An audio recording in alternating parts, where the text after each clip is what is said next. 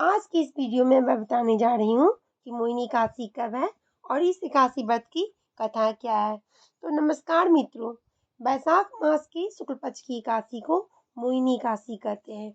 इस बार ये एकादशी 1 मई को है। तो मित्रों, अब मैं आपको एकादशी व्रत की कथा सुनाने जा रही हूँ। तो बोलिए प्रेम से विष्णु भगवान की जय, लक्ष्मी माता की जय। धर्मराज युधिष्ठिर ने कहा, हे भगवान, मैं आपको नमस्कार करता हूँ। आपने वैशाख मास के कृष्ण पक्ष की एकादशी अर्थात बढ़ोतनी एकादशी के बारे में विस्तार पूर्वक बतलाया। अब आप कृपा करके वैशाख शुक्ल एकादशी का क्या नाम है, उसकी कथा क्या है, इस व्रत की विधि क्या है, यह सब विस्तार पूर्वक हमें बतलाइए। भगवान श्री कृष्ण कहने लगे, हे धर्मराज, वैशाख मास के शुक्ल पक्ष की एकादशी को मोहिनी एकादशी के नाम से जाना जाता है।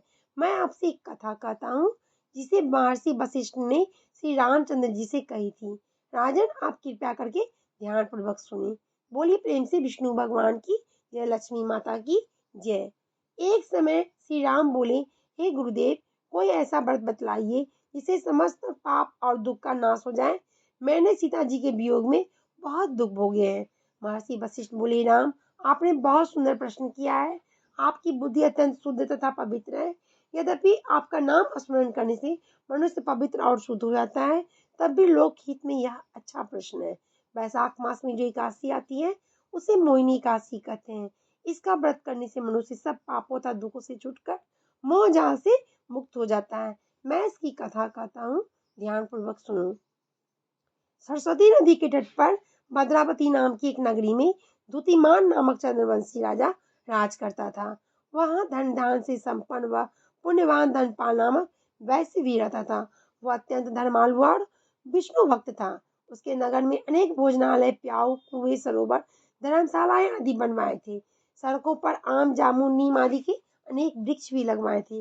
उनके 5 पुत्र थे, समना, सद्बुद्धि, मेधावी, सुकृति और दृष्ट बुद्धि। इनमें 5वां पुत्र जो दृष्ट बुद्धि महापापी था, वह पितर आदि को नहीं मानता था। वह वेश्या, दुराचारी, मनुष्यों की संगति में रहकर जुआ खेलता, पर स्त्री के साथ भोग विलास करता और मदमांस का सेवन करता था। इस प्रकार अनेक कुकर्मों में वह अपने पिता के धन को नष्ट करता रहता था। इन्हीं कारण से त्रस्त होकर पिता ने उन्हें घर से बाहर निकाल दिया। घर से बाहर निकालने के बाद वो अपने गहने और कपड़े बेचकर अपना निर्वाह करने लगा। सब कुछ जब नष्ट हो गया तो बेस्या और द्वाचारी साथियों ने उसका साथ छोड़ दिया। अब वह भूख प्यास से अति दुखी रहने लगा। कोई सहारा न देख चोरी करना सीख गया। एक बार जब वो पकड़ा गया तो वैश्य का पुत्र जानकर चेतावनी देकर छोड़ दिया गया, मगर फिर दूसरी बार पकड़ में आ गया। राजा ने इस बार उसे कारागार में डाल दिया। कारागार में उसे अत्यंत दुख दिए गए। बाद में राजा ने उसे नगरी से निकाल जाने का कहा। वह नगरी से निकला, वन में चला। वहां वन पशु पक्षियों को मारकर वह खाने लगा। कुछ समय पश्चात वह बहेलिया बन गया। धनुष बाण लेकर पशु पक्षियों को मार मार कर खाने लगा। एक दिन भूख प्यास से व्यथित होकर वह खाने की तलाश में घूमता हुआ कौंडिन्य ऋषि के आश्रम में पहुंच गया। उस समय वैशाख मास था और ऋषि गंगा स्नान कर रहे थे। उनके भीगे वस्त्रों की छींटे उस पर पड़ने से उसे कुछ बुद्धि प्राप्त हुई। वह कौंडिन्य मुनि से हाथ जोड़कर कहने लगा, हे मुनि, मैंने जीवन में बहुत पाप किए हैं। आप इन पापों से छूटने का कोई साधारण बिना धन का उपाय बताइए।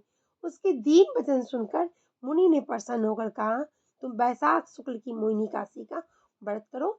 इससे अनेक जन्मों में किए हुए मेरु पर्वत जैसे समस्त महापाप भी नष्ट हो जाते हैं। मुनि के वचन सुनकर वह अत्यंत प्रसन्न हुआ और उनके बताई गई विधि के अनुसार व्रत किया। हे राम, इस व्रत के प्रभाव से उसके सब पाप नष्ट हो गए और अंत में वह गरुड़ पर बैठकर विष्णु लोक को गया। इस व्रत से मोह आदि सब नष्ट हो जाते हैं। संसार में इस व्रत से श्रेष्ठ कोई भी व्रत नहीं है। इसके महात्म्य को पढ़ने से अथवा सुनने से 1000 गोदान का फल प्राप्त होता है। तो बोलिए प्रेम से नमो नारायण। तो मित्रों, आई होप आपको मेरे द्वारा बताई गई ये कथा बहुत अच्छी लग रही होगी, पसंद अगर थोड़ी सी भी आई होगी तो प्लीज वीडियो को लाइक कीजिएगा, शेयर कीजिएगा और चैनल को सब्सक्राइब जरूर कीजिएगा। तो मैं मिलती हूँ आपसे अगली नई वीडियो में। तब तक के लिए प्रेम से बोलिए राधे राधे, जय Shri Krishna. Thanks for watching.